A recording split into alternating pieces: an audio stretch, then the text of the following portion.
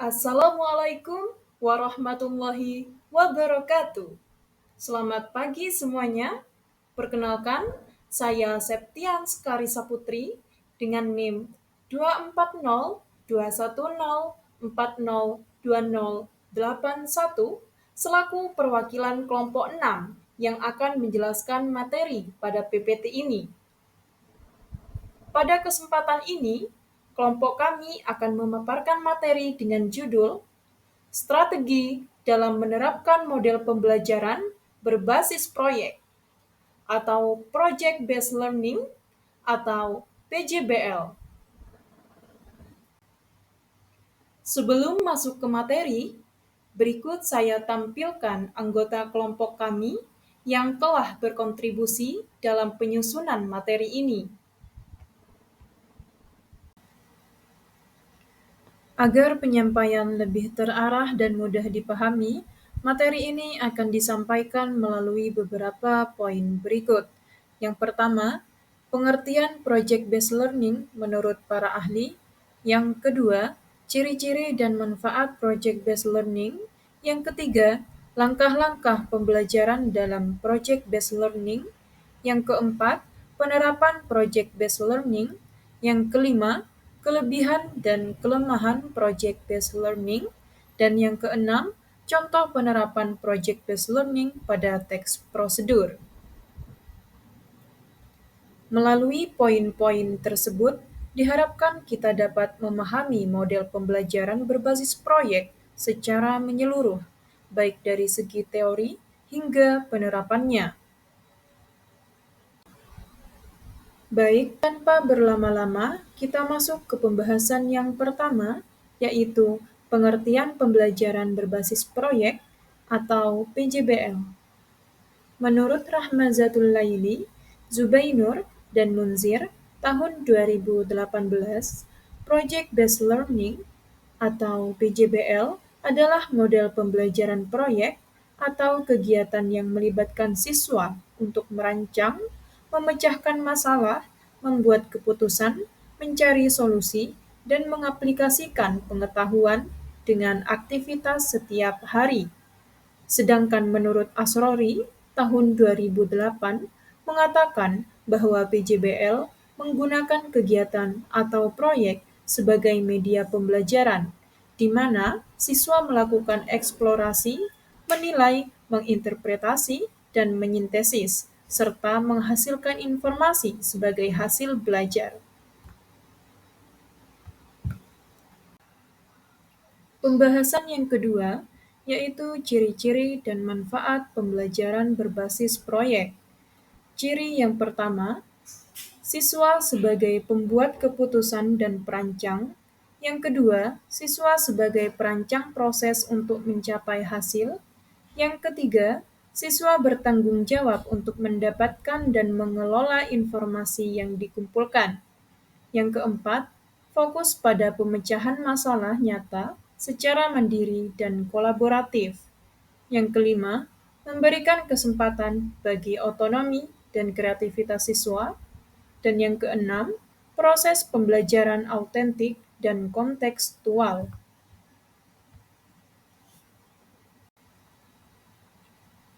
Selanjutnya yaitu manfaat.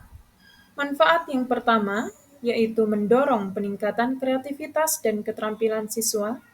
Yang kedua, meningkatkan prestasi akademik. Yang ketiga, membantu adaptasi terhadap situasi dunia nyata. Yang keempat, melatih kemampuan berpikir kritis dan analitis. Yang kelima, meningkatkan kemandirian belajar dan rasa bertanggung jawab. Yang keenam, mengembangkan kemampuan kolaborasi dan komunikasi. Yang ketujuh, memberikan pengalaman belajar yang bermakna.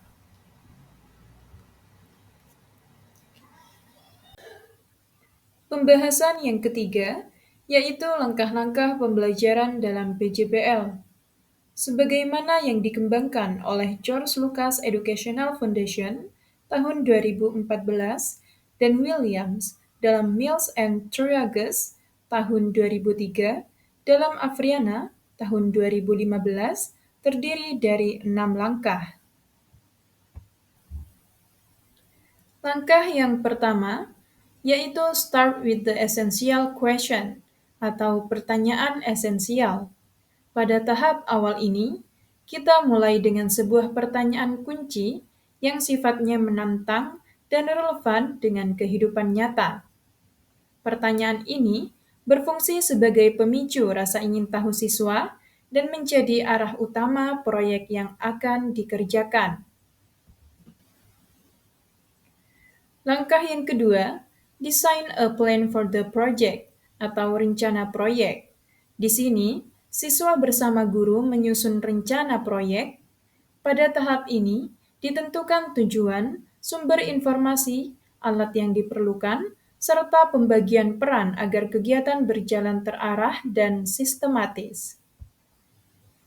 Yang ketiga, create a schedule atau jadwal kegiatan. Setelah rencana dibuat, siswa menyusun jadwal pengerjaan proyek. Jadwal ini mencakup langkah kegiatan, target waktu, dan batas penyelesaian agar setiap tahap dapat dikontrol dan selesai tepat waktu. Yang keempat, monitor the student and the progress of the project atau monitoring. Dalam proses pengerjaan, guru berperan memantau jalannya proyek.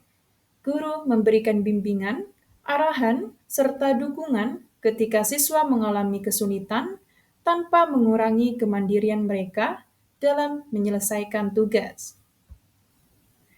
Yang kelima, assess the outcome atau penilaian hasil. Ketika proyek selesai, guru melakukan penilaian terhadap hasil kerja siswa, baik produk akhir, laporan, maupun presentasi. Penilaian dilakukan berdasarkan rubrik atau kriteria yang telah ditetapkan sebelumnya.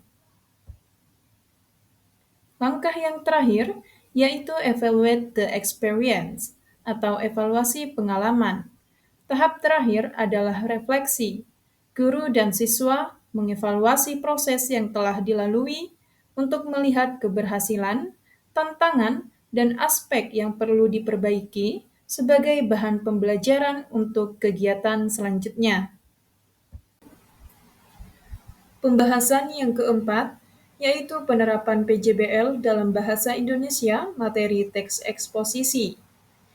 Teks eksposisi merupakan salah satu kompetensi dasar dalam pembelajaran bahasa Indonesia yang bertujuan untuk mengembangkan kemampuan siswa dalam menyampaikan pendapat dan argumentasi secara logis. Tahap yang pertama, pertanyaan esensial. Pembelajaran dimulai dengan sebuah isu nyata yang dekat dengan kehidupan siswa. Dari isu tersebut, guru mengajukan pertanyaan esensial untuk memicu rasa ingin tahu dan proses berpikir kritis siswa. Contohnya, mengapa menjaga kebersihan lingkungan sekolah menjadi hal yang penting, dan bagaimana teks eksposisi dapat digunakan untuk meningkatkan kesadaran warga sekolah. Yang kedua, menyusun rencana proyek. Setelah memahami tugas utama, guru dan siswa bersama-sama menyusun rencana proyek. Dalam hal ini, rencana proyek yang akan dilakukan adalah membuat dan menyebarkan poster digital berisi teks eksposisi tentang pentingnya menjaga kebersihan lingkungan sekolah. Tahap yang ketiga, yaitu membuat jadwal kegiatan. Guru dan siswa menyusun jadwal pelaksanaan proyek selama kurang lebih 2 minggu. Jadwal ini mencakup aktivitas seperti hari pertama atau pertemuan pertama, diskusi isu, dan pembentukan kelompok. Hari kedua dan ketiga, pengumpulan data seperti dari membaca artikel yang dilakukan secara mandiri. Hari keempat sampai kelima, penulisan draft teks eksposisi. Hari keenam atau pertemuan kedua, revisi teks dan konsultasi dengan guru. Hari ketujuh, mendesain poster digital dengan teks yang sudah jadi. Hari ke-8 atau pertemuan ketiga, presentasi hasil proyek di depan kelas atau up video ke media sosial sekolah. Yang keempat, memantau siswa dan perkembangan proyek. Selama proyek berlangsung, guru berperan sebagai fasilitator dan mentor. Guru memantau aktivitas siswa, baik secara individu maupun kelompok.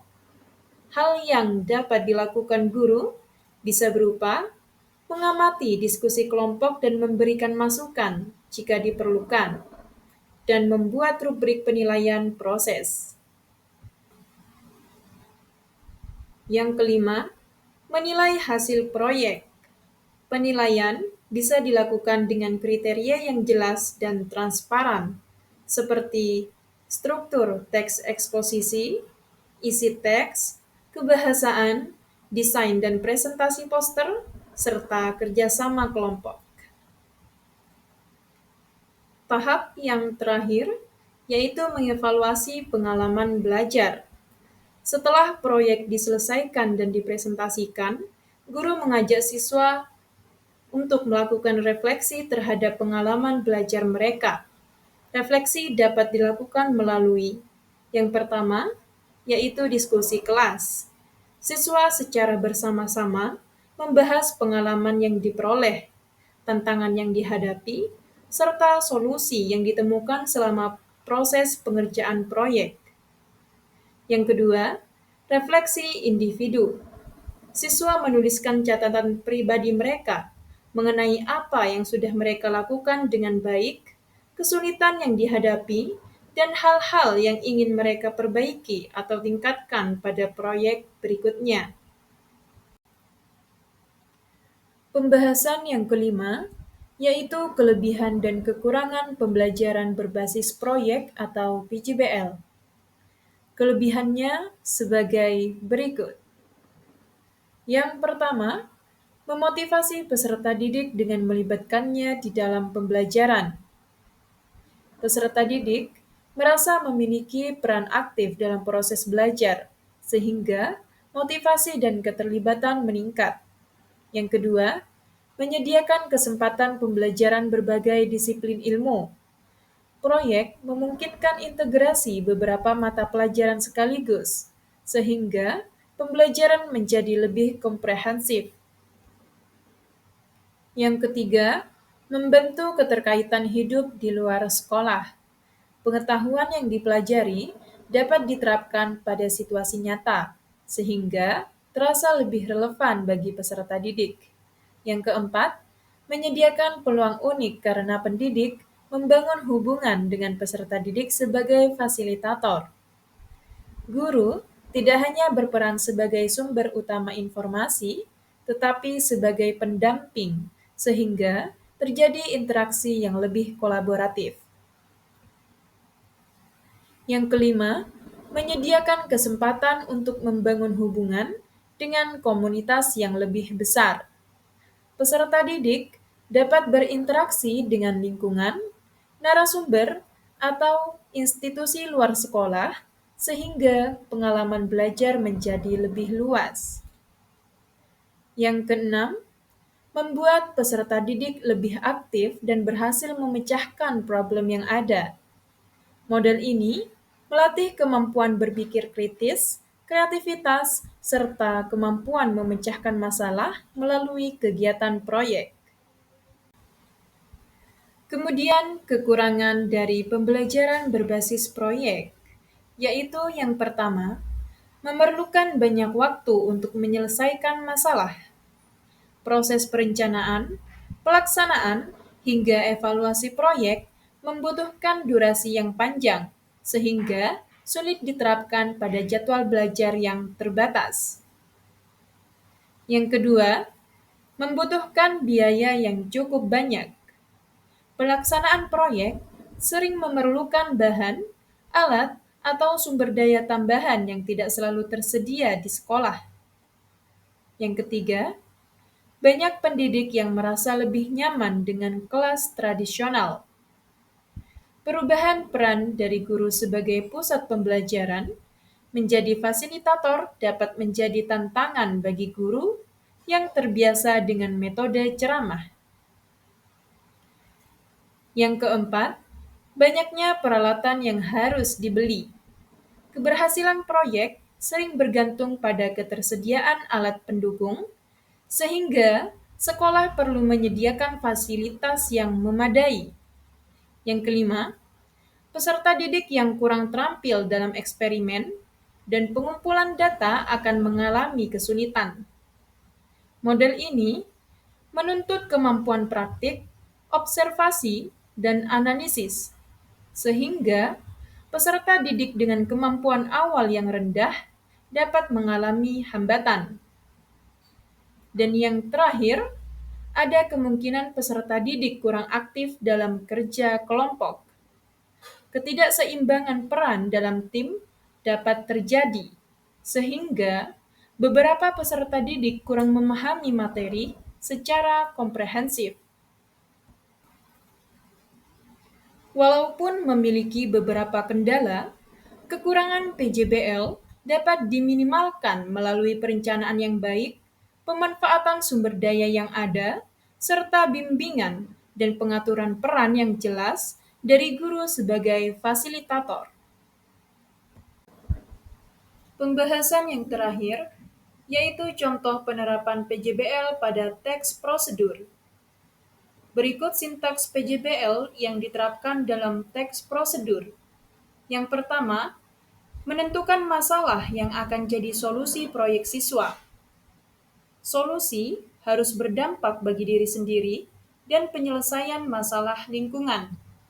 Yang kedua, membuat desain proyek, yakni merancang kompor alternatif yang ramah lingkungan dan mudah dibuat. Yang ketiga, menyusun jadwal proyek. Yang keempat, memantau kemajuan bersama guru. Yang kelima, presentasi, praktik, dan penilaian hasil. Yang keenam, evaluasi bersama guru dan teman. Selanjutnya, cuplikan video penerapan PJBL pada teks prosedur.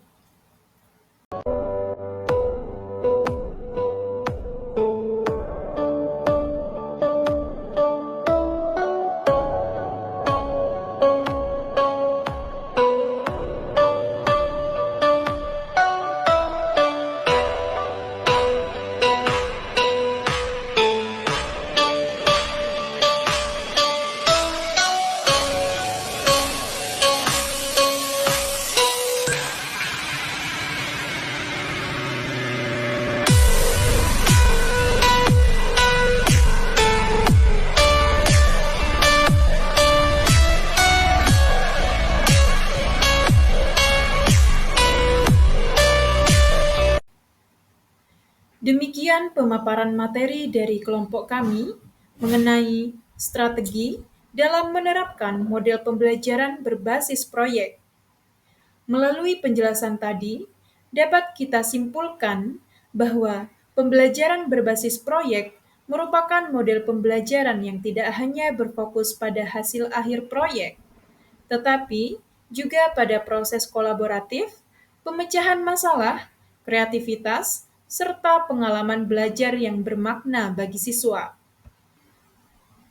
Kami berharap materi yang telah disampaikan dapat memberikan wawasan baru mengenai penerapan PJBL dan bagaimana strategi tersebut dapat diterapkan secara efektif dalam proses pembelajaran. Terima kasih atas perhatian dan waktu yang diberikan. Kami persilakan apabila ada kritik atau saran, tanggapan, dan diskusi lebih lanjut. Wassalamualaikum warahmatullahi wabarakatuh.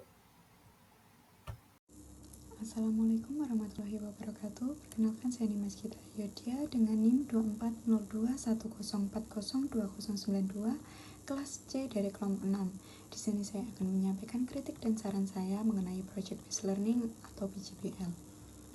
Pembelajaran bahasa Indonesia dengan menggunakan model Project Based Learning atau PJBL ini sebenarnya memiliki potensi besar untuk membuat proses belajar menjadi lebih aktif, kreatif, dan juga bermakna. Namun, dalam praktiknya masih sering ditemui beberapa kendala, seperti proyek yang diberikan belum sepenuhnya sesuai dengan kebutuhan dan kemampuan siswa, sehingga tidak semua siswa dapat terlibat secara optimal. Selain itu, pembelajaran bahasa Indonesia yang seharusnya melatih keterampilan berpikir kritis, menulis, dan berbahasa seringkali hanya berfokus pada penyelesaian produk akhir, bukan berfokus pada proses pengembangan ide dan kemampuan literasi siswa. Penerapan PJBL juga masih kurang memaksimalkan kegiatan kolaboratif dan refleksi. Padahal, kedua aspek tersebut sangat penting untuk memperdalam pemahaman siswa terhadap materi kebahasaan maupun kesastraan. Saran saya agar model project-based learning dapat diterapkan secara lebih efektif dalam pembelajaran bahasa Indonesia, yaitu guru sebaiknya merancang proyek yang benar-benar relevan dengan kehidupan siswa, seperti membuat poster edukatif, kampanye literasi, majalah kelas, ataupun video argumentasi yang sesuai dengan materi teks. Proyek juga perlu disusun dengan memperhatikan tahap-tahap PJBL, mulai dari pertanyaan esensial, perencanaan, pengumpulan data, hingga refleksi, sehingga proses berpikir kritis dan juga kemampuan berbahasa siswa dapat berkembang secara menyeluruh. Guru dapat meningkatkan pendampingan selama proses berlangsung agar semua siswa mendapatkan kesempatan untuk berkontribusi dan memahami materi yang diberikan tersebut. Selain itu, penilaian sebaiknya tidak hanya menilai hasil akhir, tetapi juga menilai kreativitas, kerjasama, penggunaan bahasa yang tepat, dan kemampuan menyusun argumen. Dengan cara inilah, PJBL dapat menjadi model pembelajaran yang benar-benar mendukung peningkatan kompetensi bahasa Indonesia secara maksimal. Terima kasih. Wassalamualaikum warahmatullahi wabarakatuh. Perkenalkan, nama saya Anfil Maulida dengan NIM 24021040283. Menurut saya, pembelajaran bahasa Indonesia dengan menggunakan model Project Based Learning atau bisa disebut juga PJBL telah menunjukkan upaya yang baik dalam mengembangkan kreativitas, kerjasama, dan pengalaman belajar yang autentik bagi siswa. Namun, penerapannya masih memiliki beberapa kekurangan yang perlu diperhatikan. Proyek yang diberikan seperti pembuatan poster digital pada teks eksposisi atau perancangan alat sederhana pada teks prosedur cenderung lebih berfokus pada produk akhir, sehingga proses berpikir kritis siswa belum tergali secara optimal. Selain itu, durasi waktu yang cukup panjang dalam penyelesaian proyek seringkali tidak berjalan dengan keterbatasan alokasi waktu dalam pembelajaran bahasa Indonesia yang padat materi. Ketergantungan pada kemampuan digital siswa juga menjadi kendala karena tidak semua siswa memiliki perangkat atau keterampilan yang memadai dalam menggunakan teknologi. Aspek kebahasaan yang menjadi inti pembelajaran bahasa Indonesia pun terkadang kurang mendapat perhatian dalam pengerjaan proyek. Selain itu, pembelajaran berbasis kelompok dapat menimbulkan ketidakmerataan kontribusi antar anggota, sehingga pemahaman materi tidak sepenuhnya merata. Nah, untuk mengatasi kekurangan tersebut, saran yang dapat diberikan yaitu guru sebaiknya memperkuat unsur literasi kritis dengan memberikan lebih banyak kegiatan analisis teks sebelum siswa mulai mengerjakan proyek. Penjadwalan proyek dapat dibuat lebih fleksibel sesuai kebutuhan kelas agar tidak membebani siswa maupun guru. Selain itu, guru dapat menyediakan alternatif proyek non-digital sehingga siswa dengan keterbatasan perangkat tetap dapat berpartisipasi secara maksimal. Rubrik penilaian juga perlu diperkaya dengan unsur kebahasaan seperti ketepatan struktur teks, koherensi paragraf, dan ketepatan penggunaan ejaan agar pembelajaran kelompok berjalan adil, pembagian peran antar anggota kelompok, serta penilaian individu dapat diterapkan. Terakhir, guru perlu meningkatkan intensitas bimbingan melalui monitoring rutin dan umpan balik pada setiap tahap pengerjaan proyek. Dengan perbaikan tersebut, penerapan PJBL dalam pembelajaran bahasa Indonesia akan menjadi lebih efektif, bermakna, dan memberikan hasil belajar yang optimal bagi siswa. Perkenalkan, nama saya Kisara Flora Febrianti dengan NIM 2402104021133. Dalam upaya meningkatkan kualitas pembelajaran di sekolah, metode Project Based Learning atau PJBL telah menjadi pilihan yang banyak diadopsi karena kemampuannya dalam mengembangkan kreativitas dan keterampilan siswa. Namun, Namun, seperti metode pembelajaran lainnya, penerapan PJBL juga menghadirkan berbagai tantangan dan kekurangan yang perlu mendapat perhatian serius. Oleh karena itu, penting bagi kita untuk mengidentifikasi kritik dan kelemahan yang muncul dalam pelaksanaannya, sekaligus memberikan saran perbaikan agar metode ini dapat dioptimalkan. Berikut ini ada beberapa poin kritik dan saran yang dapat menjadi bahan refleksi dan pengembangan lebih lanjut dalam penerapan PJBL. Ada kritik atau kekurangan. Yang pertama, pelaksanaan PJBL memang memerlukan waktu dan biaya yang cukup besar, yang dapat menjadikan kendala nyata terutama di sekolah yang memiliki keterbatasan sumber daya. Waktu yang dibutuhkan untuk merencanakan, melaksanakan, dan mengevaluasi proyek tidak sedikit, sedangkan biaya untuk pengadaan bahan dan fasilitas pendukung juga tidak murah. Hal ini harus diperhatikan agar penerapan PJBL dapat dilakukan secara optimal dan tidak membebani institusi atau peserta didik secara berlebihan. Yang kedua, ada sistem kerja kelompok di PJBL sangat mengedepankan kolaborasi, namun seringkali menimbulkan ketidakseimbangan kontribusi antar siswa. Ada kalanya beberapa peserta didik kurang aktif atau tidak memberikan peran yang seimbang dalam kelompok. Kondisi ini dapat berdampak pada pemahaman materi yang tidak merata dan hasil belajar menjadi tidak optimal bagi anggota yang kurang berkontribusi. Penting adanya pengawasan dan strategi pengelolaan kelompok agar semua siswa terlibat aktif. Yang ketiga, ada berpindah dari metode pembelajaran tradisional ke PJBL membutuhkan perubahan mindset yang signifikan, baik bagi guru maupun peserta didik. Namun, materi belum menjelaskan secara tuntas aspek ini. Padahal tanpa kesiapan mental dan pemahaman terhadap perubahan peran, implementasi PJBL bisa menghadapi hambatan tak terduga. Kesadaran dan persiapan psikologis ini harus dibangun agar metode ini berjalan dengan lancar. Yang keempat, dalam metode yang disampaikan, penanganan terhadap siswa dengan gaya belajar yang berbeda kurang mendapat perhatian. Padahal dalam kelas terdapat variasi cara belajar yang memerlukan adaptasi khusus agar PJBL tidak hanya efektif bagi sebagian siswa saja, tetapi juga inklusif. Strategi pembelajaran yang fleksibel dan modifikasi pendekatan perlu dikembangkan untuk menjawab keberagaman kebutuhan peserta didik. Selanjutnya ada saran agar bisa diperbaiki. Yang pertama, untuk mendukung guru beradaptasi dengan peran baru sebagai fasilitator dan mentor dalam PJBL, diperlukan pengembangan modul pelatihan secara sistematis. Pelatihan ini harus mencakup cara memimpin kelompok, mengelola dinamika kelas, serta teknik monitor dan menilai hasil proyek. Dengan bekal pelatihan yang memadai, guru akan menjadi lebih percaya diri dan mampu mengoptimalkan potensi metode PJBL.